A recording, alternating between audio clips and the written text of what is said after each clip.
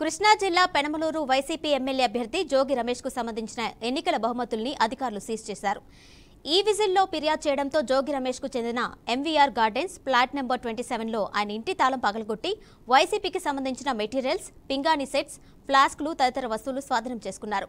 ఓటర్లకు చేరే ప్రక్రియలో భాగంగా వాటిని నిలువ చేసి ఉంటారని, వాటి విలువ దాదాపు 5 లక్షల వరకు ఉండొచ్చని అధికారులు భావిస్తున్నారు.